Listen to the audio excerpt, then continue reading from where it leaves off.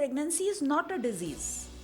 यदि डिजीज होती तो आज हमारी इतनी पॉपुलेशन होती क्या 140 करोड़ की. जब दो हस्बैंड वाइफ खूब लड़ते हैं तो उनको बच्चा कर लेना चाहिए. So they will have a common enemy. Depression is fashionable these days. जो दीपिका पादुकोण ने अब बताया मेरे को डिप्रेशन था और सिलेक्शन नहीं हुआ, इतने पैसे उसको दे देते तो हो जाता. I treat my women with respect. A screaming woman is not what I want to cater to. Young people, when they come for the career guidance, they feel I am very emotional, I am very touched, I want to be doctor, I want to help people. मरीज को वो इलाज दीजिए जो आप अपने लिए चाहते हैं, ठीक है.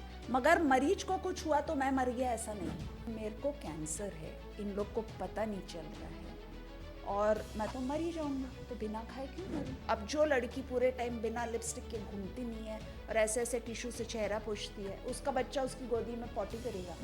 जब वो प्रेग्नेंट होगी उसको इतना कमर दर्द होगा, she will start hating the kid right before the kid is born. Husband का सपोर्ट कैसा होना चाहिए? जब आप ऐसा नहीं करते हैं तो आपका जेनेटिक डैमेज होता है. जेनेटिक डैमेज होता है तो वो बच्चे में ट्रांसफर होता है. आज तो बच्चे ही एक या दो होते हैं, अब उसमें एक एबनॉर्मल हो जाए तो परिवार खराब हो जाए.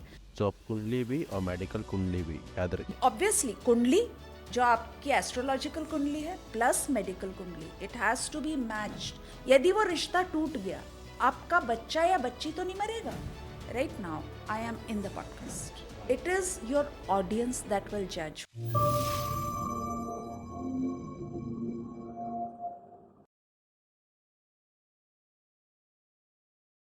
नमस्कार दोस्तों, HLD के आज के स्पेशल एपिसोड में आप सभी का स्वागत है. आज कुछ हम ऐसे टॉपिक्स में चर्चा करने वाले हैं जिस पे आज से पहले शायद ही सिर्फ फीमेल्स ही बात करती थी, बट जेंडर इक्वलिटी के लिए ये बहुत ज़रूरी है कि हम औरतों की हेल्थ के बारे में भी हम मर्द इनिशिएशन लें. सिर्फ उनका कंसर्न बस मत रखें, साइलेंट ना रखें, हम उसको टॉक में लाएं और उसको न्यूट्रलाइज करें. आज हमारी स्पेशल गेस्ट है जो बहुत सीनियर गायनेकोलॉजिस्ट है और आज जो हम टॉपिक कंसर्न करने वाले हैं वो वुमेन हेल्थ के बारे में है, उनकी प्रेगनेंसी की जर्नी के बारे में है. क्या उनकी इमोशनल जर्नी होती है बीइंग अ मदरहुड, एंड क्या इमोशनल जर्नी होती है बीइंग अ फादर, एंड हमारी रिस्पॉन्सिबिलिटी क्या होती है एज अ सोसाइटी, एंड एक डॉक्टर का क्या रोल होता है इस एक नए जीवन को, उसको एक नई जिंदगी देने के लिए. आज इसी सब को हम जानेंगे. आज के जो गेस्ट हैं वो काफ़ी स्पेशल है, not only the with the experiences but the study what she has done and the kind of research she has done. आज हमारे साथ है बहुत ही इंस्पायरिंग पर्सनालिटी डॉक्टर आशा जैन. आप रेनाउंड गायनेकोलॉजिस्ट हैं. आप श्री मां शारदा आरोग्यधाम हॉस्पिटल की मेडिकल डायरेक्टर हैं, FOGSI सर्टिफाइड ट्रेनर और president of Raipur menopause society हैं. सर्विकल कैंसर प्रिवेंशन और वुमेन हेल्थ के फील्ड में इनका योगदान ट्रूली इंस्पायरिंग है. चलिए सुनते हैं उनकी जर्नी, उनका विजन और सीखते हैं बहुत कुछ. Welcome ma'am, welcome to HLD. नमस्कार. मैम, आपसे पहला मेरा क्वेश्चन रहेगा, ये जो गायनेकोलॉजिस्ट बनने की जो इंस्पिरेशन है वह कहाँ से आई? Not as a profession but as a life, when you want to devote your life to something, ये कहाँ से हुआ? See everything is by accident. Okay. You know, एक रिचर्ड बाक की बुक है nothing by accident. So everything looks like an accident. कि when I was growing up I wanted to be many things. A dancer, एक सन्यासी, फिर उसके बाद एक इंग्लिश का टीचर, फिर क्लिनिकल साइकोलॉजिस्ट.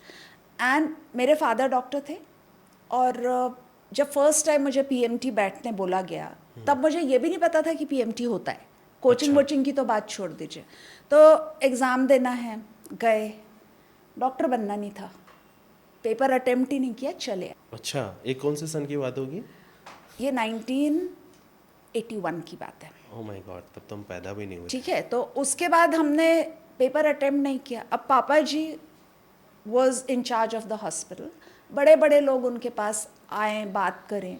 तो एक बार मैं चाय के लिए बुलाने जा रही थी पापा जी को, तो somebody was telling him, क्या डॉक्टर साहब, क्या ज़माना है, इतने ब्रिलियंट बच्चे हैं आपके और सिलेक्शन नहीं हुआ, इतने पैसे उसको दे देते तो हो जाता. And I saw tears in my father's eyes कि नहीं हो पाया. I can not give money और एनीथिंग. तो मेरे को लगा यार सिलेक्ट तो हो जाना चाहिए, पढ़ना नहीं पढ़ना बाद की बात है। तो नेक्स्ट ईयर मैंने थोड़ी पढ़ाई की, आई गॉट सिलेक्टेड। ओके। ठीक है, अब उसके बाद आया नेक्स्ट स्टेप कि आप पढ़ो, मेडिकल कॉलेज जाओ। मैंने कहा मेरे को तो जाना नहीं, मेरे को तो क्लिनिकल साइकियाट्रिस्ट बनना है, मेरे को तो जाना ही नहीं है। तो बोले नहीं, तुम MBBS करके भी साइकियाट्री ले सकते हो। ओके। तो तुम MBBS कर लो पहले। तो तब PMT सिलेक्शन के बाद भी मैंने एक तड़ से खाया जब मैं रिफ्यूज़ कर रही थी। उसके बाद फिर हमने MBBS कर लिया। उसके बाद ये था कि क्लिनिकल साइकियाट्री करनी है, निमहांस का एग्ज़ाम दिया, सेलेक्ट हो गए। उस बीच में आई गॉट मैरिड। ओके। और मेरे फादर इन लॉ को तब यहाँ पे बोला गया कि इनको, उनने 2 मंथ्स में 10 kg वेट लॉस किया, तो बोले इनको कोलन कैंसर हो गया है। तो उनको लेके मैं दिल्ली के बहुत सारे हॉस्पिटल्स में गई। तब रायपुर में कुछ भी नहीं होता था, कोलोनोस्कोपी ये वो। तो जब वहाँ जो मेरे पहचान के डॉक्टर साहब थे उनसे मिलने मैं एम्स में एंटर हुई, तो ही had gone to meet some other doctor in the gynae department. तो उनके पीछे ढूंढते हुए मैं गायनी डिपार्टमेंट गई। अच्छा। और वहाँ गायनी डिपार्टमेंट में there was a patient and उसकी नीचे कुछ सर्जरी चल रही थी और उसके सिर पे एक नर्स बैठी हुई थी and you know they were shouting and patient was screaming, she was being asked to be quiet. कुल मिला के as an intern at that time मेरे लिए वो थोड़ा ट्रॉमेटिक था। मैंने कहा यार मैं गायनेकोलॉजिस्ट बन जाऊँ, I will treat my women with respect, a screaming woman is not what I want to cater to. तो बस मैं आई, उसके बाद हमारे सिलेक्शंस हो रहे थे तो मैंने गायनी ले लिया। Okay. I gave up psychiatry, I joined gynae. So, as a doctor, when you had the first patient, आपने फर्स्ट बेबी जब लिया, जब डिलीवर लिया होगा, वो एक्सपीरियंस कैसा था? नहीं, As a ऐसा नहीं है, यू नो हम जब जाते हैं गायनी में और आप हाउस सर्जन होते हो तो आप इतने सारे पेशेंट्स डिलीवर कराते रहते हो, इतना काम होता है ना कि इमोशंस का टाइम ही नहीं होता है। ओके। मतलब दिन में 15-17 डिलीवरीज हो रही है आपकी ड्यूटी में, 2-4 सीजर हो रहे हैं, आपके पास कहाँ इमोशन का टाइम है? अभी काम हुआ, अभी दूसरा काम कर रहे हो। मज़े की चीज़ ये है कि जब हम जूनियर होते हैं ना, हमको काम सीखना भी तभी होता है ना। तो एक पेशेंट को मैं और मेरी फ्रेंड रात में वो 1 बजे डिलीवर हुई। अब कट लगा, डिलीवर हो गई, बच्चा दे दिया, mother is happy, kid is happy. उसके बाद हम सूचर कर रहे हैं उसको, किताब से पढ़ा हुआ है ना, देखा नहीं है। अब हमने उसको अच्छे से बंद कर दिया, अच्छे से सिल दिया। सुबह के 5 बज गए, तब तक हमने उसको सिल से ला के रेडी किया। फिर देखा कि हमने तो ओपनिंग ही क्लोज कर दी। तो उसके बाद फिर स्टिच पूरा खोला, उसके बाद सीनियर को बुलाया कि अब कहाँ से स्टिच करना है, अब सही सही बताओ। क्योंकि जब आप काम शुरू करते हो आप टिश्यू भी नहीं पहचानते हो, है ना। जब आप एकदम यंग हो आप थोड़ी ना टिश्यू पहचानते हो, तो फिर आप सीखते हो। मगर जब आप ऐसी गलतियाँ करते हो, एक तो लाइफ लॉन्ग याद रहता है और लाइफ लॉन्ग आप वो गलती दोबारा नहीं करते हो। This was a really pathetic one of the thing. Worst thing one can think of with the dog. No, it's not that. You have to realize Yeah. that even the doctors are learning. Yeah. We who are going to do post graduation over there, हम करके सीखते हैं ना, करके सीखते हैं। अब आपके सीनियर यदि सो गए हैं, आप नए नए गए हो, तो आपको उनको उठाने में भी अटपटा लगता है, आप नहीं उठाते हो। और फिर थोड़ी ब्रैवेटो भी रहती है ना कि हमने भी तो पढ़ा है, हम कर लेंगे। वो फिर थोड़े दिन में उतर जाती है कि नहीं, पूछ के करना है, देख के करना है, सीख के करना है। Ma'am, since we are heal learn and develop, है ना, हीलिंग एक बहुत बड़ा इंपॉर्टेंट चीज़ होता है and we feel the doctor touch and doctor talk with the patient is very important and no it is which is missing somewhat. जो दिखता है कि डॉक्टर बहुत कम टाइम देते हैं और बात कम कर पाते हैं। Patient want to speak a lot. तो इस पे See, आपका the क्या thing थॉट है? is, आपको समय के साथ चलना होगा। Doctor traditionally has been friend, philosopher and guide. That role is changed today with the advent of the consumer court, with corporates. Time is money. Yeah. Time is money. You know, years back I went to a psychiatrist's place. उस पे लिखा था कि 500 rupees for the first half hour and then 500 rupees for every 15 minutes. ये 20 साल पहले की चीज़ है, ठीक है। जब आप किसी लॉयर के पास जाते हैं वहाँ पे भी बोर्ड लगा होता है कि इतने टाइम का इतना पैसा है। डॉक्टर के टाइम का भी पैसा है। आप डॉक्टर के पास जा रहे हैं तो आपको दिमाग में पता होना चाहिए कि आप क्या बोलना चाहते हैं, आप क्यों जा रहे हैं। आप डॉक्टर के पास अपना दुखड़ा रोने जा रहे हैं या आप किसी डिजीज़ का आंसर लेने गए हैं, आपको कोई फिजिकल प्रॉब्लम है। तो यदि आप टेबुलेट करके लेके जाएंगे, ना आपका टाइम वेस्ट होगा ना डॉक्टर का टाइम वेस्ट होगा।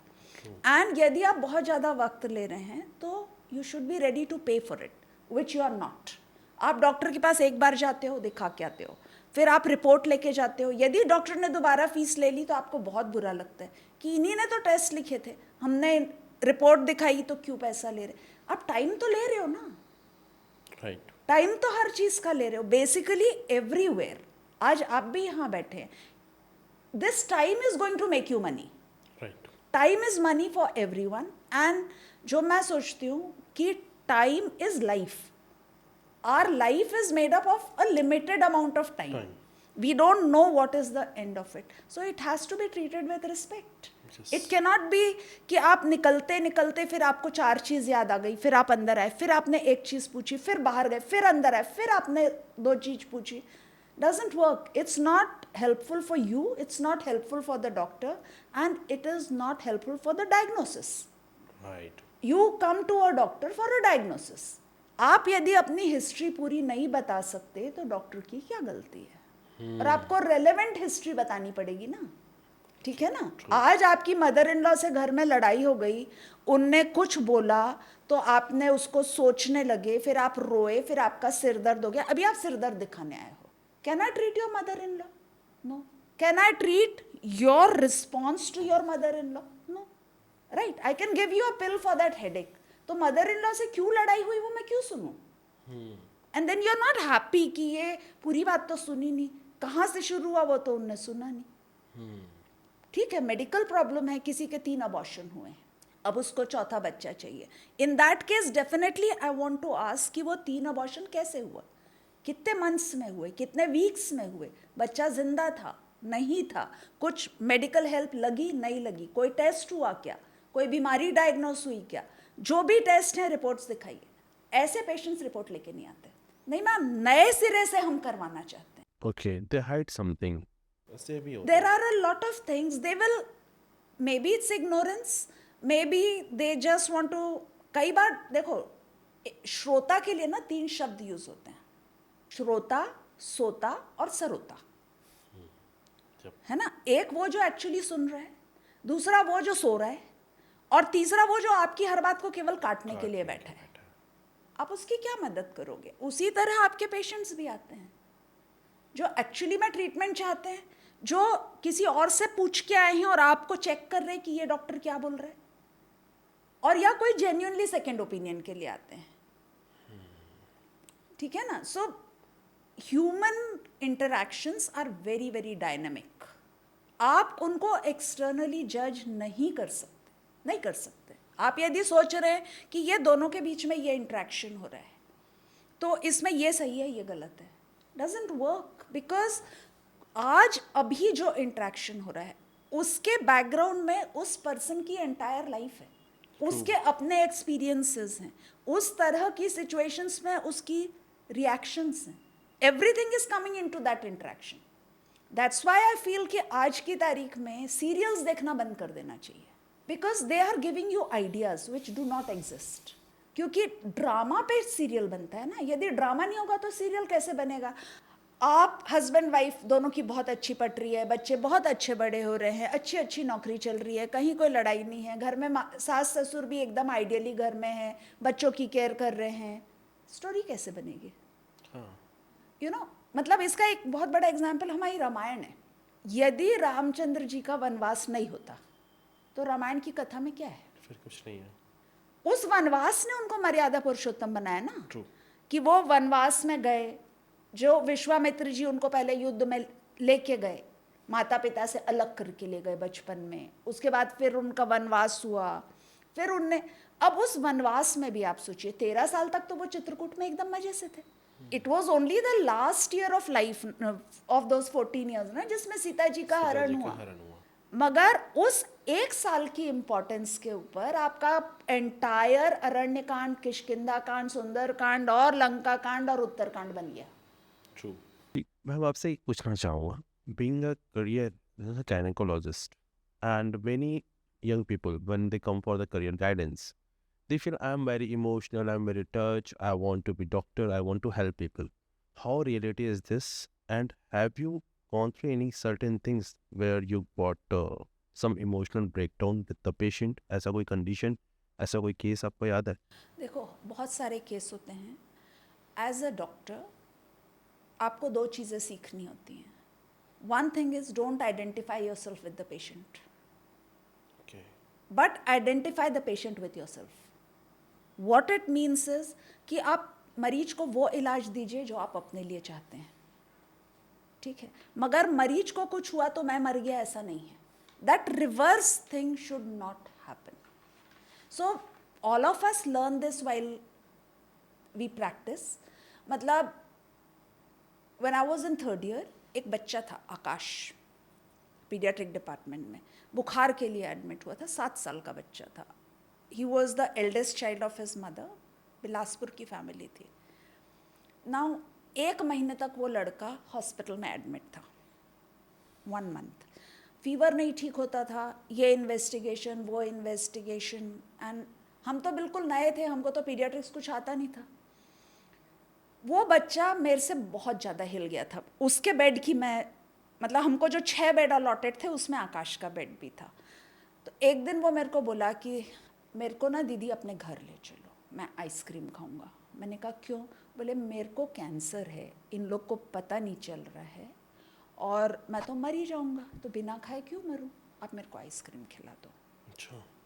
सो आई टुक हिम होम एंड उसको मैंने आइसक्रीम खिलाई और शाम को वापस ला दिया। शाम को क्लास हुई तब उसकी रिपोर्ट आई कि उसको ब्लड कैंसर है। Oh my God. और उसके बाद उसको बॉम्बे रेफ़र कर रहे थे, ट्रेन में अकोला के पास ही died. So that was a very bad emotional trauma for me. I used to love that kid like anything. और वो गया तो मैंने कहा पीडियाट्रिक्स तो कभी नहीं करूँगी, बच्चों को कुछ नहीं होगा ऐसा तो है नहीं, मेरे से नहीं झेलाएगा। तो अपनी औकात पहचानो बोलते हैं ना, तो मेरी औकात नहीं थी कि मैं पीडियाट्रिक्स में कोई ट्रॉमा हैंडल कर सकूं। और गायनी में most of the time we are able to treat patients. हम most of the things have answers where we can help. So this is a comfortable feel for me. So हर This किसी को was. अपनी औकात पहचाननी चाहिए। I want to ask you something that when a girl become mother, what is the emotional journey and the physical journey she has to go through? See, a girl, when she becomes a mother, there are physical changes. In the sense, देखिए हम जो जिंदा हैं, खा रहे हैं, P रहे हैं, और जो भी इमोशन हम फील कर रहे हैं, they are all chemicals. Right. Everything is a chemical. तो जब वो प्रेग्नेंट होती है तो जो मदरहुड हार्मोन है प्रोजेस्ट्रॉन, वो उसके शरीर में राइज होता है। तो naturally the body makes adjustments, जिसमें एक स्लिम ट्रिम लड़की, उसके पेट में एक 3 किलो का बच्चा बड़ा हो जाता है, उतना बॉडी एडजस्ट करता है। और प्रोजेस्ट्रॉन हार्मोन से ब्रेन में भी केमिकल चेंजेस होते हैं एंड शी एडजस्ट। मगर कभी भी हर चीज़ परफेक्ट नहीं होती। Being a new mother is a traumatic experience. जो डिलीवरी का पेन होता है, वो यदि नॉर्मल डिलीवरी होती है या सिजेरियन होता है, that pain is extremely severe. आजकल पेनलेस डिलीवरी भी बोलते हैं, मगर फिर भी थोड़ा पेन तो होता ही है। तो उसको, उस पेन को भी टॉलरेट करना है, नॉर्मल का या सीजर का। उसके बाद it is automatically assume that she will love the child. It does not happen. It does not happen. Okay, जितने तरह के इंसान होते हैं, उतने तरह के रिएक्शंस होते हैं। तो ये अज्यूम करना कि इसको ऑटोमेटिकली प्यार हो जाएगा, ऐसा नहीं है। इसलिए इनिशियल डेज में सपोर्ट इज रिक्वायर्ड। क्योंकि यू नो, हम सब जो मनुष्य हैं, हम मनुष्य इसलिए हैं क्योंकि हम सबके अंदर थोड़े थोड़े दोष हैं। आपका चेहरा, मेरा चेहरा, इनका चेहरा सब अलग है। सबके अंदर कुछ ना कुछ दोष है, और हमें अपने दोषों से प्यार है, क्योंकि उनसे हम खुद को आइडेंटिफाई करते हैं। That is a difference we need ना। ठीक है, तो जो बच्चा है जो पूरे टाइम रो रहा है ना, जब भूख लग रही है तब रो रहा है, कभी आपको समझ भी नहीं आ रहा है कि ये क्यों रो रहा है, अभी गंदा कर रहा है, अभी सुसु कर रहा है। अब जो लड़की पूरे टाइम बिना लिपस्टिक के घूमती नहीं है और ऐसे ऐसे टिश्यू से चेहरा पोंछती है, उसका बच्चा उसकी गोदी में पॉटी करेगा? नॉट नेसेसरी कि उसको अच्छा लगेगा ना। तो she has to learn to adjust to a lot of things, जिसके लिए बहुत अंडरस्टैंडिंग की ज़रूरत होती है। और this love grows. I am not saying it's not there, but it grows with time. You have to give it time. You have to give the mother time to realize that she's a mother. You need to give her support.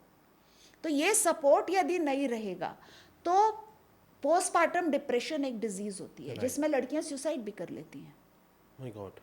कि they are just unable to handle it, कि एक भी रात सोना नहीं हो रहा है, शरीर में दर्द है, कोई सपोर्ट नहीं है, बाहर जा नहीं सकते हैं, खाना लिमिटेड है, ये मत खाओ, वो मत खाओ, ये खाओ, वो खाओ।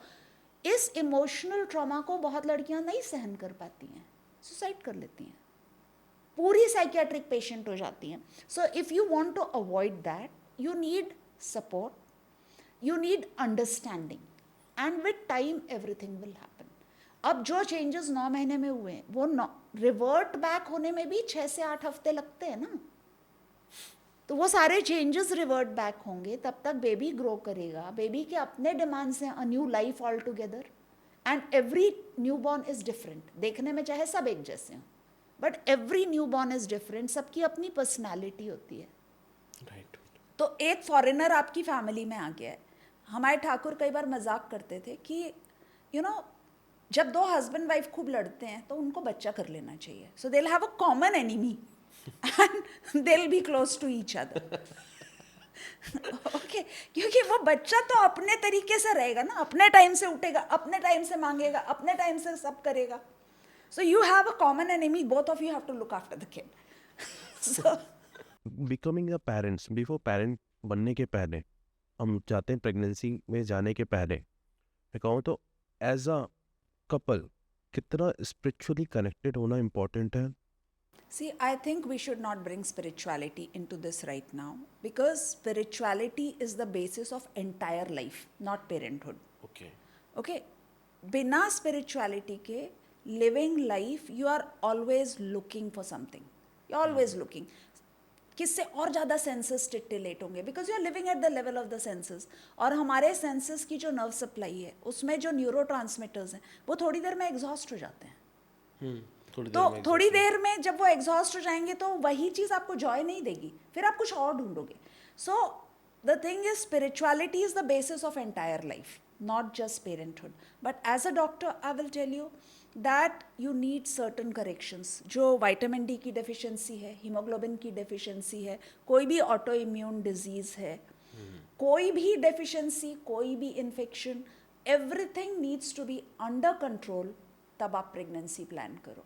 Somebody with a vitamin D level of less than 8, less than 5, जब वो प्रेग्नेंट होगी उसको इतना कमर दर्द होगा, she will start hating the kid right before the kid is born, क्योंकि कितना वो दर्द सहन करेगी। तो उसका सब कुछ सेट होना चाहिए, हाइट, वेट, बीएमआई, उसके अलावा उसका ब्लड शुगर लेवल्स, उसका थायराइड लेवल्स, विटामिन लेवल्स, ये बिल्कुल बेसिक चीज़ें हैं। आप इन सब को करेक्ट करिए तो pregnancy is a joyful thing. Okay, जब आप प्रेगनेंसी के लिए सोच रहे हैं, आपको डॉक्टर से कंसल्ट करके जर्नी करनी ज़रूरी है आज के डेट में? आज की डेट में नहीं, हमेशा। हमेशा। It has always been necessary, because यदि आप परफेक्ट हैं तो आपको प्रेगनेंसी में कॉम्प्लिकेशंस होने के चांसेस कम है। यदि आपके अंदर ही डेफिशिएंसीज हैं, मल्टीपल डेफिशिएंसीज हैं, तो आप इट्स लाइक प्रेसिपाइस पे जीना, तो आप कितना जियोगे? Someday you're going to fall. That fall can be as an illness, as some disease, or as a psychological trauma. क्योंकि लोग तो एक्सपेक्ट करते हैं ना, प्रेगनेंसी होगी, कौन सी बड़ी चीज़ होगी, but it's an extra demand on the mother. 9 महीने में 1 सेल से वो एक 3 kg का बेबी प्रोड्यूस कर रही है एक्सपोनेंशियली, जिसमें कि फर्स्ट 5 मंथ्स में तो बच्चा 400-450 ग्राम का ही होता है। बचा हुआ 2.5 किलो तो वो लास्ट के 3 महीने में हो रहा है, 3-4 महीने में। Right. So the mother has to make a lot of adjustments to it. So she needs to be positive about it. She needs to be fit to do it. As a spouse, as a husband का support कैसा होना चाहिए emotionally भी, and what are the collective जो decisions हैं partner का, कौन कौन सी ऐसी चीज़ें, कुछ पॉइंट्स हैं जो उनको टेक केयर करना ही चाहिए? आपने तराजू देखा है? ट्रेडिशनल तराजू जो ऐसे डंडी पे टंगता है, राइट। राइट? तो तराजू में आप क्या देखते हैं? दोनों बराबर होना चाहिए पलड़ा, ठीक है? कोई भी एक यदि ज़्यादा झुकेगा तो दूसरे को वो इम्बैलेंस कर देगा। Pregnancy is not a disease, it should not be handled as a disease, but it is a major adjustment to the mother's body. Those adjustments have to be accommodated, okay. right? कुछ adjustment है वो accommodate करना होगा। तो यदि आप ये सोचोगे कि ये कोई डिजीज़ है, उस डिजीज़ के हिसाब से टेक एक्स्ट्रा केयर, ऐसे हाथ में, I had a patient who used to say, मैंने अपनी बेटी को तो हाथ के छाले की तरह पाला है, राइट? अब वो हाथ का छाला, आपके हाथ में छाला हो जाएगा तो आप कुछ काम थोड़ी कर सकते हो। It's not a disease, it's not a disease. You need to be supportive of each other, but it cannot be an exploitation on any part. That you have to understand. Because I am pregnant तुम ये करो, because I am pregnant तुम वो करो, because I am pregnant तुम ये, doesn't work.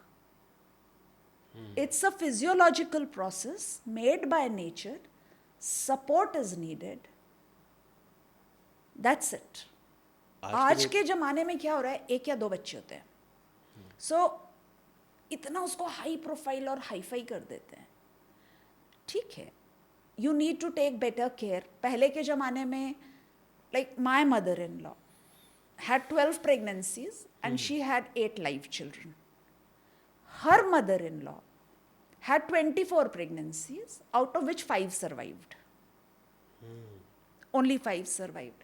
So the statistics are getting better because of better care, better nutrition, thoda late marriages. So a lot of things are there.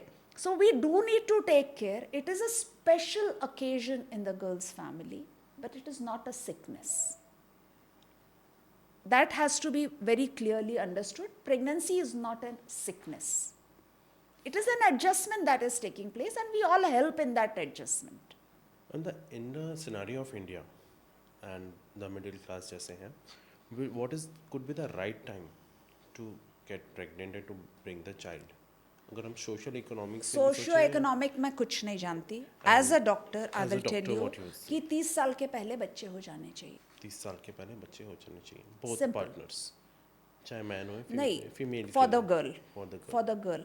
पर अब ये पता चल रहा है कि इवन मेल माइटोकॉन्ड्रिया में एजिंग होती है, which is 5 years behind the girl. So it's like 35 and 30 child bearing should be over. And आजकल बहुत सारे जेनेटिक टेस्ट हो रहे हैं जो ऑटोइम्यून डिजीजेस जो हैं उनको पहले से। देखिए, एनवायरनमेंट में बहुत सारे एलर्जन हैं। 1, हम सब बहुत ज़्यादा नेचुरल लाइव्स लीड नहीं कर रहे हैं, है ना? यदि आप नेचुरल लाइफ की बात करेंगे तो सनराइज पे उठना, सनसेट के 2 घंटे बाद 3 घंटे बाद सो जाना, आज कितने लोग करते हैं? जब आप ऐसा नहीं करते हैं तो आपका जेनेटिक डैमेज होता है। जेनेटिक डैमेज होता है तो वो बच्चे में ट्रांसफ़र होता है, इसलिए 50 तरह के टेस्ट की बात आती है। ठीक है, जितना आप नेचुरल सन की रिदम को फॉलो करेंगे उतना आपको प्रॉब्लम्स कम होगा। ओके। ठीक है, हम सन के रिदम को फॉलो नहीं करते ना। आप सूर्योदय के आसपास उठिए, आप सूर्यास्त की 1 घड़ी बाद, 3 hours बाद, try to relax, not to have too much of inputs. अपने आप आपकी लाइफ लाइन से चलेगी, वो आप करना नहीं चाहते हो। फिर आप चाहते हो कि सब चीज़ परफेक्ट हो, तो वैसा तो होगा नहीं।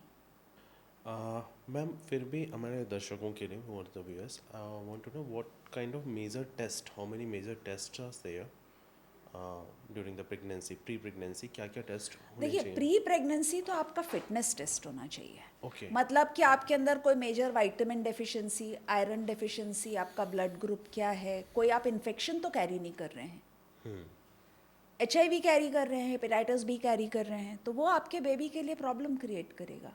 प्लस कोई ऑटो इम्यून डिजीज़ यदि ऑलरेडी एग्जिस्टिंग है तो उसको मॉडिफाई करना होगा, उसकी दवाइयाँ थोड़ी कम करनी पड़ेंगी, तब आप कंसीव कर पाएंगे। तो ये बेसिक चीज़ें हैं ड्यूरिंग प्रेगनेंसी, क्योंकि the foetus is a parasite, उसको जो लेना है वो माँ से ले लेता है, ओके, माँ का चाहे जो हो। I remember in my PG days there was a girl who died of heart failure 5 hours after her delivery, 3 hours after her delivery, right. जब उसका ब्लड टेस्ट किया ना तो उसका हीमोग्लोबिन 2 ग्राम से कम था, नाइस, और उसका जो बच्चा था 3.5 किलो का, एकदम स्वस्थ। So the child takes everything that it requires, it is the mother who suffers. जितना चेकअप है, जितना ट्रीटमेंट है, they are to keep the mother healthy. बच्चे को तो जो चाहिए वो ले ही लेगा, this is because the point. आप ये सोचिए, एक सिंगल सेल है, जब वो 3.5 किलो का बच्चा बन रहा है तो वो मदर के शरीर से ही बन रहा है ना, उतना उसने मदर के शरीर से लिया है। So we need whatever supplementation, whatever testing, most of the time कुछ तो हम इसलिए करते हैं कि बेबी आपका हेल्दी है कि नहीं, बेबी कोई मेजर जेनेटिक प्रॉब्लम में तो नहीं है, कोई स्ट्रक्चरल प्रॉब्लम तो नहीं है। They are one level of test, and the other level of the test है कि mother is okay, you know, this foetus के डिमांड से मदर को कोई मेजर प्रॉब्लम नहीं हो रहा है। मैम, मेरा अगला सवाल आपसे ये है, आज बहुत सारे कपल्स हैं अपनी फाइनेंस को पहले प्लान करते हैं एंड उसके बाद बच्चा को वो वैसा बच्चा प्लान करते हैं, एंड इस कारण से वो काफ़ी डिले हो जाते हैं अपनी पेरेंटिंग जर्नी के लिए। एंड फाइनेंस बहुत ज़्यादा मैटर करता है, टेस्ट एंड ऑल, तो ये कितना खर्च होता है, तो वो व्यूअर्स को थोड़ा अंदाज़ा रहे कि ये सब चीज़ें कैसे होती हैं। सी डिपेंड्स, इफ़ यू से कि 1 नाइट इन अ होटल कितना कॉस्ट करता है मैम, डिपेंड करता है कि कैसे डिपेंड होता आप किस होटल में गए हो, राइट। राइट। आप ताज पे जा रहे हो, ताज लैंड्स एंड पे जा रहे हो, या आप मालवीय रोड की धर्मशाला में जा रहे हो, simple, there is no uniform answer to that. मगर जो उस जर्नी में जो आपको क्लिनिकली टेस्ट कराने हैं, जो वैलिड चीज़ें आपको कराना ज़रूरी है, वो करना ही है, उसमें कोई ऑप्शन नहीं है, there is no if and but about it. तो जो मिनिमम आपको कराने की ज़रूरत है उसमें 40 से 50 हज़ार रुपये आपका एक प्रेगनेंसी में खर्च होगा, होगा ही होगा। होगा ही। मैम, ये मैक्सिमम कितने टाइप से टेस्ट रहते हैं मिनिमम? नहीं, कुछ ब्लड टेस्ट हैं जो आपको प्रेगनेंसी के पहले कराने हैं, कुछ ऐसे हैं जो आपको हर महीने कराने हैं, क्योंकि एक फीटस इज़ अ पैरासाइट, वो आपके अंदर ग्रो कर रहा है, वो आपके शरीर में क्या क्या चेंजेस पैदा कर रहा है, और आप उसको अकोमोडेट करने के लिए क्या क्या चेंजेस कर रहे हो। उसमें कुछ चीज़ें रिस्की हो सकती हैं, कुछ नहीं हो सकती हैं। So there are a few test जो आपको हर महीने कराना है, कुछ ऐसा है जो 3 महीने में कराना है, कुछ आपको प्रेगनेंसी के पहले कराना है, कुछ आपको लास्ट ट्राइमेस्टर में कराना है, कुछ टेस्ट जो बेबी, पहले के ज़माने में क्या होता था, लोगों को 6, 7, 8, 10 बच्चे होते थे, तो उसमें 1-2 एबनॉर्मल रहें तो किसी को दिक्कत नहीं होती थी। आज तो बच्चे ही 1 या 2 होते हैं, अब उसमें एक एबनॉर्मल हो जाए तो परिवार खराब हो जाए। तो बच्चे की नॉर्मेलिसी के लिए भी आपको टेस्ट कराने होंगे, वो कराना ही है आपको, उसमें कोई इफ एंड बट नहीं है। So there are 2 kinds of test, एक टेस्ट वो जो बेबी के लिए है, दूसरे टेस्ट वो जो मदर के लिए है, कि वो मदर इस पूरी प्रेगनेंसी और डिलीवरी की जर्नी के बाद भी स्वस्थ बनी रहे। ओके, उसके लिए मदर के टेस्ट कुछ अलग हैं और जो टुवर्ड्स द बेबी हैं वो टेस्ट कुछ अलग हैं। सिंपल, जैसे आप अल्ट्रासाउंड करते हैं, मान लीजिए आपने 3rd ट्राइमेस्टर अल्ट्रासाउंड किया 32 वीक्स पे, 32 वीक्स पे ही डिसाइड होता है कि प्लेसेंटा की क्या पोजीशन है, उसके पहले आप उसको कंफर्म नहीं बोल सकते। ओके, अब यदि प्लेसेंटा नीचे है, it's life threatening to the mother, just because of its position, क्योंकि प्लेसेंटा पहले निकलेगा, बच्चा बाद में निकलेगा, माँ मर जाएगी, क्योंकि यूट्रस का ब्लड सप्लाई 700 ml पर मिनट होता है, तो टोटल ब्लड ही 4 लीटर है आपका, तो 5 मिनट में पूरा ब्लड निकल के बराबर हो जाओगे आप। सो प्लेसेंटा की पोजीशन कहाँ है ये 32 वीक्स पे आपको पता चलेगा। सो देर आर थिंग्स जो आप माँ के लिए करते हो, कुछ जो आप बेबी के लिए करते हो। और इसमें कोई कॉम्प्रोमाइज नहीं है, हैज़ टू बी डन। जो स्टिल बर्थ रेट है, जो बहुत सारे बच्चे 37 वीक्स के बाद पेट में ख़त्म हो जाते हैं या पैदा होते ही ख़त्म हो जाते हैं, इसमें से बहुत चीज़ें प्रिवेंटेबल है by ultrasound, by CTG, by monitoring, कि ये बच्चा अब ख़राब हो रहा है, अब इसका प्लेसेंटा का ब्लड सप्लाई ख़राब हो रहा है, अब प्लेसेंटल ब्लड सप्लाई के रिएक्शन में बेबी ऐसे चेंजेस कर रहा है which are not compatible with life. वो सारे आज हम सोनोग्राफी से चेक कर सकते हैं and we can take out the child live. Okay. So आप जितनी इंट्रिकेसी में जाएंगे, जितने एक्सपर्टीज में जाएंगे, उतना कॉस्ट बढ़ेगा। मगर ये मान के चलिए कि 80% को इसकी ज़रूरत नहीं होती, 20% को ज़रूरत होती है, और उन 20% को जब आप ये देंगे, कुछ चीज़ें ऐसी हैं जो 100% प्रेगनेंसीज में ज़रूरी हैं, कुछ ऐसी हैं जो बची हुई 20% में करनी पड़ती हैं। You cannot compare cost. Right? But one thing that you need to compare is that with the modern lifestyle, with people living a life contrary to nature, very contrary to nature. सूरज निकलता है तब सोते हैं, 12-1 बजे तक सोए होते हैं, right? What is happening is कि ओवर मिलेनिया जो ह्यूमन ऑर्गेनिज्म डेवलप हुआ है, वो यह सन सोलर सिस्टम है ना, हमारे सारे हार्मोन, सारे एंजाइम्स सन के हिसाब से चलते हैं। जो हमारा ग्रोथ हार्मोन है वो मिडनाइट के बाद सुबह 5 बजे तक रिलीज होता है, उससे हमारी हीलिंग होती है। True. जो भी DNA डैमेज हुआ है, वियर एंड टीयर हुआ है, वो उसी से होता है, provided you are asleep. If you are awake, it will not happen. That is why you are seeing so much of cancer, क्योंकि आपका DNA रिपेयर ही नहीं हो रहा है। आप समझ रहे हैं? Right. तो बहुत सारे फैक्टर्स हैं which you have to take into your lifestyle, और उसके हिसाब से हम आगे पेशेंट को मैनेज करते हैं। पैसा सब कुछ नहीं होता है, आपकी एज, आप किस DNA से पैदा हुए हैं। जो लड़की है वो अपने एग्स के साथ पैदा होती है, और जब वो एग्स एग्जॉस्ट हो जाते हैं, then she is not able to have children of her own. So while she has eggs, she has to produce children. Another thing is those eggs get older with each passing year. तो जैसे 35 plus होते हैं तो down syndrome का incidence बढ़ता है, ये बढ़ता है, वो बढ़ता है, जो बोलते हैं, because eggs are getting old. और आज कोविड के बाद खास तौर से जो मैं देख रही हूँ कि यंग गर्ल्स 27-28 उनका एग रिजर्व ख़त्म हो रहा है. They are not even married, they are not even planning on getting married, और उनका एग रिजर्व ख़त्म हो रहा है. तो आज हमारे पास एग प्रिजर्वेशन का भी, ओवम प्रिजर्वेशन का भी एक प्रोटोकॉल है कि हम पता करके ओवम प्रिजर्व कर सकते हैं जिससे आगे उनको अपने बच्चे हों. पर यदि वो ये नहीं करेंगे तो उनको अपने बच्चे नहीं होंगे. सो बायोलॉजिकल क्लॉक के हिसाब से आपको बायोलॉजिकल फंक्शंस को डील करना पड़ेगा. आप इकोनॉमिक क्लॉक से बायोलॉजिकल फंक्शंस को नहीं रन कर सकते. राइट मैम, कुछ क्वेश्चंस आए थे. बताइए. से किसी को अर्थराइटिस है और फैमिली में जैसे मदर ने कैरी किया हुआ है, बच्चे को रोकने के लिए रोका जा सकता है कि बच्चे को जाने में कि What do you mean by arthritis? See, there are many types of arthritis. Rheumatoid arthritis. जो rheumatoid arthritis है, it is an autoimmune disorder. हाँ. We still don't have so many genes जिसका हमको पता चले कि इस जीन से rheumatoid arthritis का पता चलता है. Okay.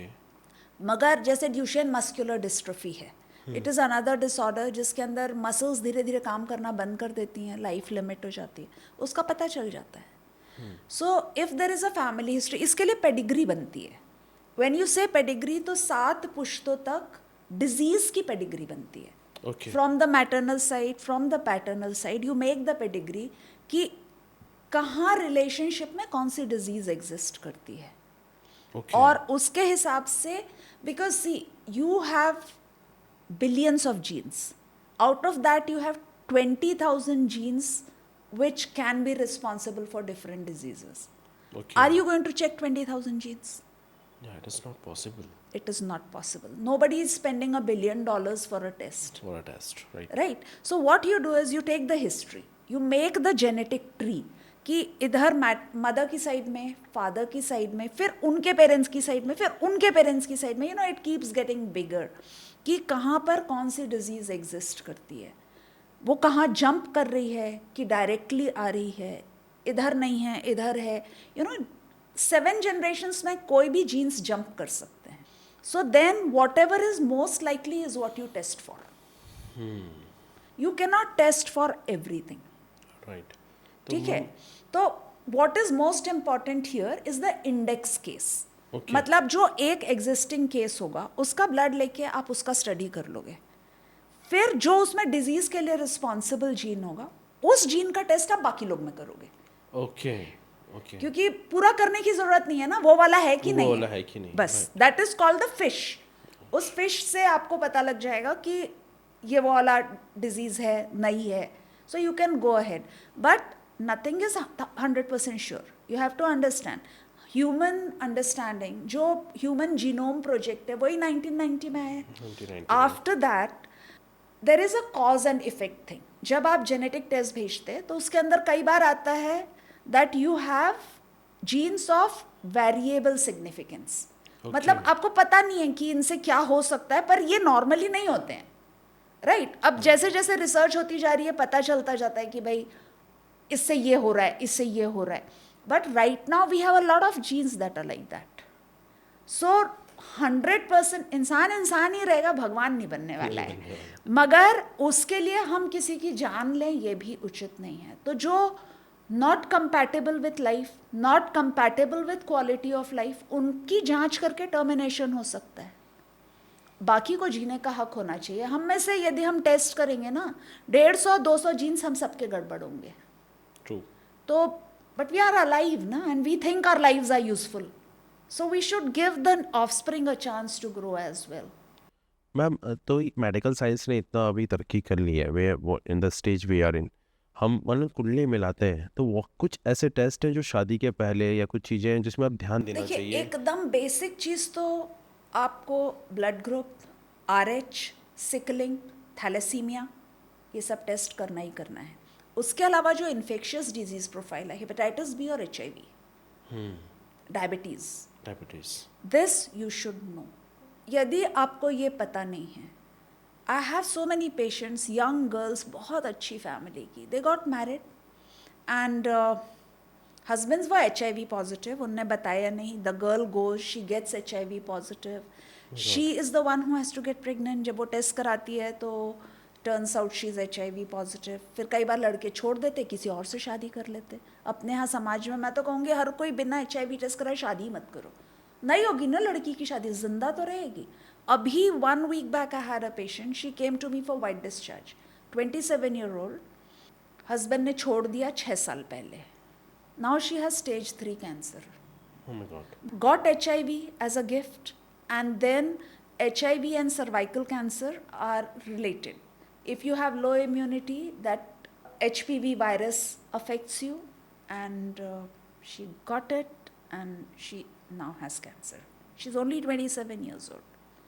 So you have to understand कि कुंडली भी मिलाइए, मेडिकल कुंडली भी मिलाइए. आई बिलीव इन कुंडली, यस, अच्छे पंडित से कुंडली मिलाओ, बट जो मेडिकल कुंडली है, जो बेसलाइन टेस्ट होने हैं वो होने ही चाहिए. प्लस जो HPV की वैक्सीन है वो शादी के पहले लगवा दो, जिससे सेफ्टी रहे कि आगे उसको सर्वाइकल कैंसर के चांसेस कम रहें. ओके. तो आप कुंडली भी और मेडिकल कुंडली भी याद रखिए. ऑब्वियसली कुंडली जो आपकी एस्ट्रोलॉजिकल कुंडली है प्लस मेडिकल कुंडली, it has to be matched. Because 2 sicklers शादी कर लेते हैं, परिवार वालों ने कर दी. अब उसके बाद ये है कि 1 in 4 चांसेस आर कि बेबी को सिकल सेल डिजीज़ होगा, फिर वो बच्चा ज़्यादा सर्वाइव नहीं करेगा, पूरे टाइम सफ़र करेगा.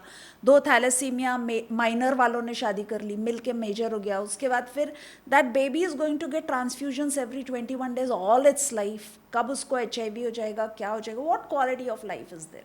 सो medical kundli is absolutely important. And लड़की के पेरेंट्स को भी और लड़के के पेरेंट्स को भी आई वुड लव टू से कि आप HIV वगैरह टेस्ट कराने से डरिए मत.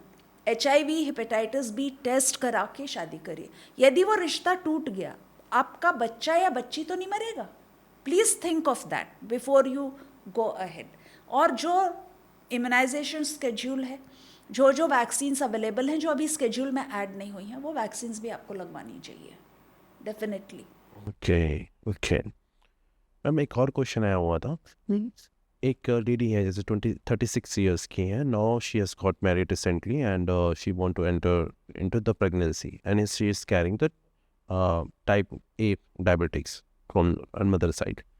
तो उस केसेस में जो डायबिटिक्स होते हैं स्पेशली, और वहाँ पर क्या ध्यान रखना चाहिए? देखिए, टाइप 1 डायबिटीज़ मीन्स वो इंसुलिन डिपेंडेंट डायबिटीज़ है. राइट. That definitely means कि वो already, this must have been diagnosed when she was a kid. Right. So she is used to adjusting insulin doses. Now you just have to understand that pregnancy is a diabetogenic state. मतलब जो non diabetic होता है pregnancy में उसके sugar भी बढ़ने के chance रहते हैं. 30% pregnant girls gate gestational diabetes. Okay, तो अब इसमें आपका शुगर अप डाउन होगा. यदि शुगर डाउन होगा तो पेट में बच्चा मर जाएगा, यदि अप होगा तो एबनॉर्मल हो जाएगा. Right. So you need to maintain a window. Okay. जो टाइप 1 डायबिटीज़ के पेशेंट्स होते हैं उनको बहुत आइडिया होता है. So they can test. Testing has to be more frequent. It has to be 4 to 5 times a day. और उस हिसाब से उनको अपना इंसुलिन लेवल मॉनिटर करना होगा.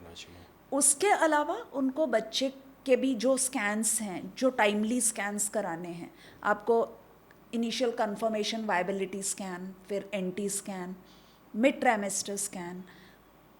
Diabetic baby mothers are associated with congenital heart disease, तो बच्चे की echography in the abdomen. Okay. Then you go ahead and have your growth scans which are serial. 28 हफ्ता, 32 हफ्ता, 36 हफ्ता. Why? Because these babies tend to grow bigger. And see, अपन सबने महाभारत की कहानी पढ़ी है. भीम को कितनी ज़्यादा भूख लगती थी. बाकी पांडव जितना खाते थे compared to what Bhim used to eat, there was a lot. So the thing is, जो जितना बड़ा बच्चा होगा उसका डिमांड उतना ज़्यादा होगा, मगर प्लेसेंटा उतना फुलफिल नहीं कर पाएगी. So these are the babies जो पेट में 3.5 किलो का होकर मर जाता है क्योंकि उसका डिमांड फुलफिल नहीं हो रहा. अच्छा. So you need to monitor these babies more closely. You need to monitor the sugar closely and take out the baby at 36 to 38 weeks. Ma'am, एक और क्वेश्चन आता है. जो आज के डेट में जो हम लाइफ स्टाइल बोल रहे हैं, गट हेल्थ की जब बात करते हैं तो जो बच्चे वनाइजल उनकी जो डिलीवरी होती है, सी सेक्शन डिलीवरी होती है, the kind of bacteria they carry and those things, ये जो इसके बारे में थोड़ा it's सा. one of the things. Okay. It is one of the things because it is said that a baby that travels through the maternal genitalia, उसका जो inoculation होता है vaginal bacteria से, उससे उसकी gut health better होती है, उससे उसको better immunity होती है. But there are two aspects to it. The other aspect is the babies who are born by cesarean section. शौकिया थोड़ी होता है. यदि वो बच्चा वेजाइनली होता तो क्या पता जिंदा ही नहीं होता. So what is better? थोड़ा उसको वेजाइनल एब्डोमिनल माइक्रोबायोटा नहीं मिला उसको, तो बाद में 3 to 4 months में वो कोलोनाइज हो जाएगा, दैट इज़ बेटर. और वो न सर्वाइव करता, that is better. I remember when I join my post graduation, हमारे गायनी वार्ड में 4-5 पेशेंट ऐसे होते थे जिनकी वेजाइना में इतने बड़े बड़े होल होते थे जिससे यूरिन पूरे टाइम लीक करता था. उसको हम वेसाइको वेजाइनल फिस्चुला बोलते हैं. वो क्यों हुआ कि बच्चा वहाँ फंस गया, फंसा रहा और प्रेशर से मदर का वो हिस्सा गल के गिर गया. And still that baby was not safe. They had to take out the baby by caesarean क्योंकि वो गलत पोजिशन में था, बड़ा था, जो भी था, राइट. या बच्चे का सिर फोड़ के निकाला गया. But the end result is that the mother is suffering. और वो वीवीएफ इजीली रिपेयर भी नहीं होता, जो क्योंकि ऑब्स्टेट्रिक वीवीएफ बहुत बड़े बड़े होते हैं, उतना गैप्स उसका भरता नहीं है. अब वो चीज़ देखने में कम आती है. Right. बहुत आप बहुत रेयर सुनोगे कि डिलीवरी में उसकी पेशाब में छेद हो गया. नहीं होता. So there are pros and cons to everything. Let us not focus only on microbiome. There are various factors. So unnecessary cesarean should not be done. But unnecessary fetal and maternal loss should also not be there. There has to be a balance. Right. पहले जो बच्चे होते थे वो किस as में होते थे?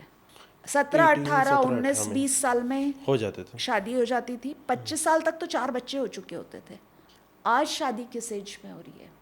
जब शादी लेट हो रही है, प्लस जो प्रीमियम है, अभी आपने मुझसे पूछा कि फाइनेंशियल पहले देखेंगे कि बच्चा पहले देखेंगे, भाई बायोलॉजिकल क्लॉक इज टिकिंग, और अब आप 30 साल पे, 35 साल पे, 36 साल पे you are getting pregnant for the first time. Do you want to lose that child?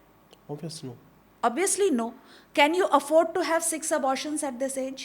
No. No. So जो आपको प्रेगनेंसी हुई, आप चाहते हो कि वो ठीक ठाक रहे.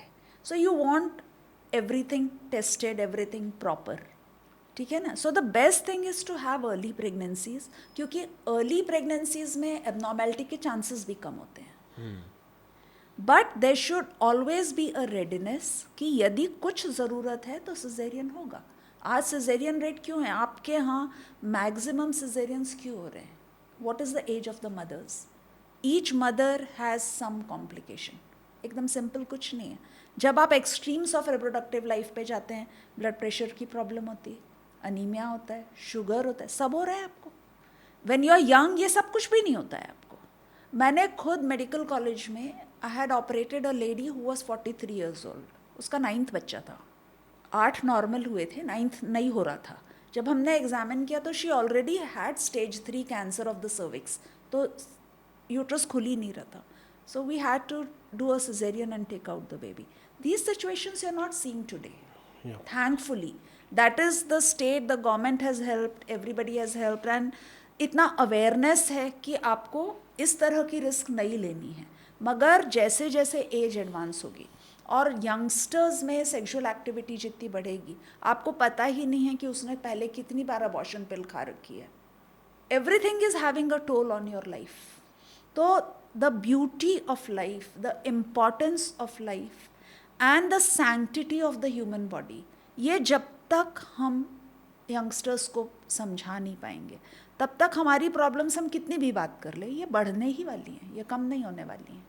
अगर कॉन्ट्रासेप्टिव्स की बात करें यंगस्टर्स के लिए, तो पिल्स एंड द मीट की जो government of India has said कि you can not talk to youngsters less than 21 about contraceptives. Okay. Right. POCSO act में आता है 18 के पहले का कोई भी सेक्सुअल एक्ट. 21 के पहले नॉन मैरिटल जो भी सेक्स है that is illegal. Okay. Now we all know कि ये सब होता है, मल्टीपल पार्टनर्स से होता है. उनको कॉन्ट्रासेप्टिव एडवाइस भी देने की ज़रूरत है, क्योंकि नहीं तो वो इधर उधर से लेते हैं. मेरे पास एक कपल आए थे, उसने 16 बार आई पिल खाई थी. बाप रे. And when she came to me she said कि इस बार आई पिल खाई तो मुझे पीरियड नहीं आया. तो जब एग्जामिन किया तो उसकी ट्यूब में प्रेगनेंसी हो गई थी. Tube pregnancy, that is more dangerous. That is dangerous. पर उसकी ट्यूब में प्रेगनेंसी हो गई थी. We had to operate. पर मैं आपको ये बता रही हूँ कि लोगों को सब पता नहीं होता है. बहुत ईजी लगता है कि गोली ली, गोली खा ली, हो गया. सो 87% सक्सेस है, हो जाता है. यंग एज में वो success can be up to 93%. पर कितनी बार? कितनी बार? तो प्रॉपर कॉन्ट्रासेप्टिव एडवाइस की आवश्यकता है. बच्चों को जानने की ज़रूरत है कि वो अपने डॉक्टर के पास जाके और क्लियरली बात कर सकते हैं. आज there is a whole bouquet of contraceptive choices that you can have. So यदि आपसे एब्सटेंस नहीं होता, then the next best thing is to have proper contraception and safety. क्योंकि सेफ्टी नहीं रहेगी तो आपको कब सेक्सुअली ट्रांसमिटेड डिजीज़ हो जाएंगी, आपको एसटीडी होगा, आपकी ट्यूब्स ब्लॉक हो जाएंगी, फ्यूचर प्रेगनेंसी नहीं होगी जब आपको चाहिए होगी. उस सब से बचना है तो बहुत ज़्यादा सावधानी की आवश्यकता है, अभी भी है. मैम, दो चीज़ें एक माइंड में हमेशा रहता है, जो एक फियर होता है प्रेगनेंसी की जर्नी में.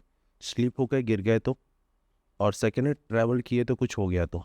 ये हमेशा हमेशा केयर करते रहते हैं यार, ये कितना डेंजरस होता है. एंड इन सब चीज़ों पे देखिए, एक्चुअली ये सब चीज़ें ना, हम बहुत सारी चीज़ें एपिजेनेटिक्स जिसको बोलते हैं ना, हम अपने जीन्स में जनरेशन से कैरी कर रहे हैं. आप सोचिए, आज से 3 जनरेशन पहले ट्रांसपोर्ट का मोड क्या था? बैलगाड़ी. राइट. कितने धचके लगते हैं उसमें. कोई अल्ट्रासाउंड नहीं था, कुछ नहीं था. यदि प्लेसेंटा नीचे है, यदि, और जो प्लेसेंटा बाद में भी ऊपर जाना होगा, वो फर्स्ट 3 मंथ्स में नीचे ही रहता है, क्योंकि यूट्रस ही छोटा सा है. वो तो प्रेगनेंसी के साथ बड़ा होगा ना. तो प्लेसेंटा फर्स्ट ट्राइमेस्टर में सबका नीचे ही दिखता है. अब वो ब्लीड करेगा, धचका पड़ेगा, ब्लीड करेगा. तो ये सारी चीज़ें हमारे मन में एपिजेनेटिक्स तब से घुस गई है। लास्ट 3 मंथ्स में नहीं ज़्यादा ट्रैवल करना, शुरू में नहीं ट्रैवल करना, ये बात है। हर कोई डरा हुआ रहता है, हर मतलब ये कोई, चीज को। देखिए मेरा कहना है, मैं हर अपने पेशेंट को समझाती हूँ कि pregnancy is not a disease. यदि डिजीज़ होती तो आज हमारी इतनी पॉपुलेशन होती क्या, 140 करोड़ की। It's not a disease. Pregnancy is a normal thing, but चूँकि आज हम 1 या 2 ही बच्चे पैदा कर रहे हैं, इसलिए हम चाहते हैं कि हर प्रेगनेंसी अच्छी रहे। तो जो भी प्रॉब्लम्स आ सकती हैं हम उनसे बचना चाहते हैं। उसके लिए there are certain things that you need to take care of. मैं अपने पेशेंट्स को फर्स्ट 3 मंथ्स में ज़्यादा ट्रैवल करने मना करती हूँ। क्यों? क्योंकि आप ट्रैवल करोगे और फर्स्ट 3 मंथ्स में 20% अबॉर्शन होते हैं, होते ही Okay. यदि 100 प्रेगनेंसी हुई हैं, 20 are going to abort in the first 3 months. आपके दिमाग में ज़िंदगी भर को हो जाएगा कि वो मैंने ट्रैवल किया ना इसलिए मेरा अबॉर्शन हुआ। Don't travel. बच्चा हेल्दी होगा तो ग्रो करेगा, नहीं हेल्दी करेगा तो अबॉर्ट हो जाएगा, but at least you will not have something to tag it to. या गिल्ट में आप नहीं रहोगे। गिल्ट में नहीं रहोगे, क्योंकि psychological disorders are worse than physical disorders. Right. Physical disorders का आप इलाज कर सकते हो, साइकोलॉजिकल डिसऑर्डर्स में प्रॉब्लम क्या है, कोई बिलीव ही नहीं करना चाहता कि उसको साइकोलॉजिकल डिसऑर्डर है। हमको लगता है कि यदि हमने मान लिया कि हमको कोई साइकोलॉजिकल प्रॉब्लम है तो हम कहीं से ह्यूमन नहीं रह जाएंगे, हम कुछ कम हो जाएंगे, तो इसलिए हर कोई छुपाना चाहता है, मगर that is not correct. You know, मेरे गुरुदेव कहते थे कि जब किसी की नज़र उतारते हैं ना या भूत भगाते तो वो राई के दाने इस्तेमाल करते हैं कि राई से उसको मंत्र पढ़ेंगे, करेंगे। अब मान लो वो जो भूत भगाना चाहते हो वो उस राई में ही घुस गया, तो क्या आप भगा पाओगे? तो वो राई हमारा मन है। यदि उस मन में ही कोई रोग हो गया तो हम कैसे ठीक होंगे? तो उसको एक्सेप्ट करने की ज़रूरत है, और एक्सेप्ट करके everything is treatable, so you need to accept it. That is the first part which we don't do. हमको कहीं अपने मन से, अपने शरीर को तो हम हर दिन बदलते हुए देख रहे हैं, मगर अपने मन को बदलते हुए नहीं देख रहे ना। तो हम मन से अपने आप को इस तरह चिपका के रखते हैं कि मेरे मन को कुछ हो गया, मेरी बुद्धि को कुछ हो गया। No, not acceptable. And that is why these are difficult to detect and more difficult to treat, because identify ही नहीं होता ना। राइट। एक्चुअली भी हम यही ट्राई कर रहे हैं, नॉर्मलाइज करें इन टॉक्स को, ताकि at least what are the things we can reflect with the different. एक नई चीज़ है, आपको मैं बता रही हूँ। आप नॉर्मलाइज की बात कर रहे हैं, मैंने भी एक एक्सट्रीम की आपको बात की, मगर एक दूसरा एक्सट्रीम है। Depression is fashionable these days. जो दीपिका पादुकोण ने बताया मेरे को डिप्रेशन था, every second girl is coming to you with depression. कोई डिप्रेशन नहीं है, काम नहीं करना है, पढ़ना नहीं है, बहाने ठोकने हैं। और सब चीज़ के मूल में क्या है कि आपकी ज़िंदगी का कोई उद्देश्य नहीं है, लक्ष्य नहीं है, कोई उद्देश्य नहीं है, और इट्स लाइक टाइम पास। ये कर लो, नहीं तो ये कर लो, नहीं तो ये कर लो। और आपके parents, they may be in big positions, मगर उनके पास आपके लिए वक्त नहीं है। जब वो आपको वक्त नहीं दे रहे, वो आपके साथ टाइम स्पेंड नहीं कर रहे, आपका उनका कोई इंट्रैक्शन ही नहीं हो रहा, तो आप अलग अलग चीज़ से अटेंशन लेते हो। और फिर हमारे मन के रोग की सबसे खास बात क्या है कि हम जो मानते हैं उसे हम सच मानने लगते हैं। तो यदि आपने ये मान लिया, मान लीजिए अभी ये मानो कि हिमांशु यहाँ बैठा है ना, ये केवल मेरी इंसल्ट करने के लिए बैठा है, ये जानबूझ के ऐसे क्वेश्चन पूछेगा जो मैं जवाब ना दे पाऊँ। अब आपने कुछ नहीं पूछा, ये मैंने सोच लिया। अब यदि मैं आपसे इंटरेक्ट करूंगी with this in my mind, my interaction will be different, and that is what is happening. People are not talking to each other, they are assuming mental illness, और फिर उसको वो कंपाउंड कर रहे हैं। तो personality disorders and mental illness are two different things. Okay, a personality disorder is an entirely different thing. And a psychiatric disorder, mental disease, is entirely different thing. Right. You can treat mental disease. You cannot treat personality disorder until that person wants to be treated. Right. True. It's as simple as that. So this differentiation is very important. Ma'am, now I want to just have a final question on postpartum depression.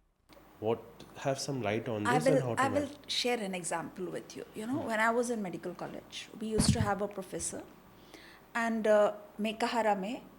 Mekahara तो तब था नहीं, DK hospital था, उसके पीछे एक मज़ार हुआ करती थी और एक देवी का मंदिर.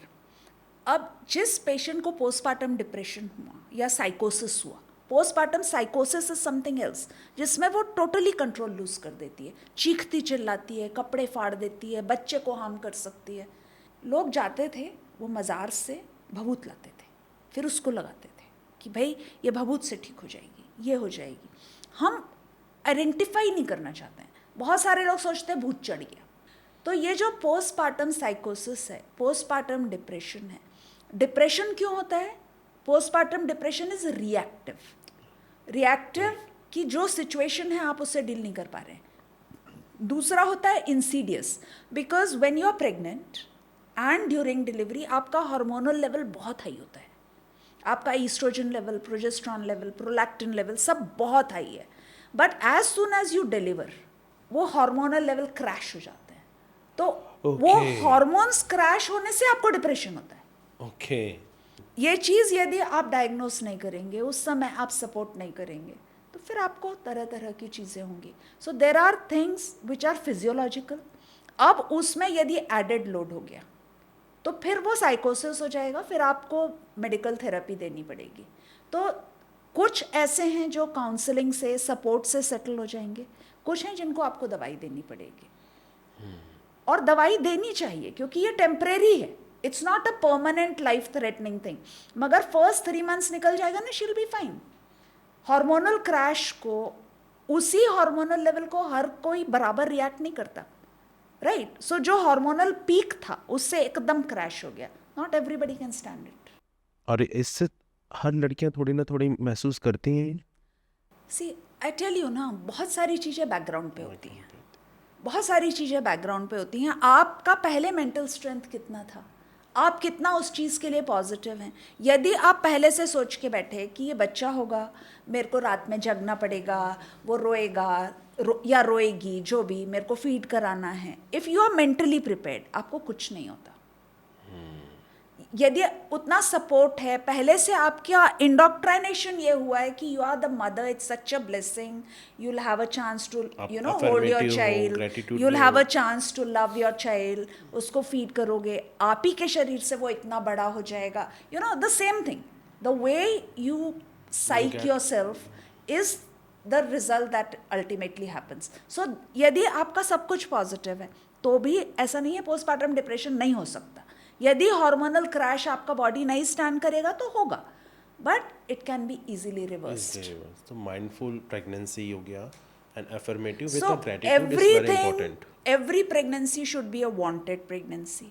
Every pregnancy should be a wanted, loved pregnancy, and every pregnancy should deliver a happy, healthy mother and child. Because as the baby is born, so the mother is born. She was never a mother before having that baby. So a new mother is born, a new baby is born. So people need to interfere less and support more.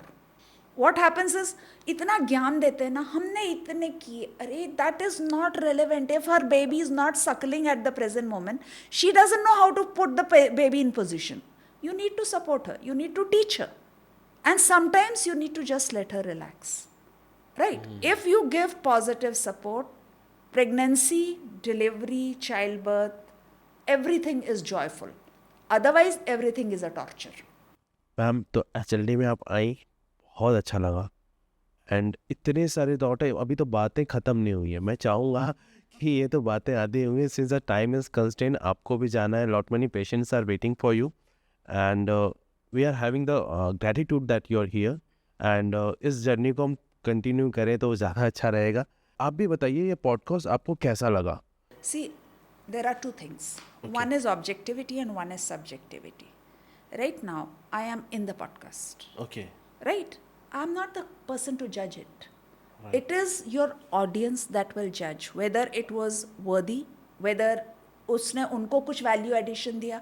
यदि उन्होंने इस पे time spend किया तो उनको कुछ मिला कि केवल गपबाजी हुई. So it is, they will decide. It's not on you or me to decide कि ये कैसा है क्या है. Let's hope the audience has some takeaway. आज हमने बहुत सारी चीज़ों पे बात की, स्पेशली प्रेगनेंसी की journey, what is the importance of different test, what is the actually the mindful pregnancies. And आज के पॉडकास्ट में यहाँ तक देखने के लिए आप सभी का बहुत बहुत शुक्रिया. पसंद आया होगा तो लाइक करिए, शेयर करिए, सब्सक्राइब करिए. Thank you. See you all.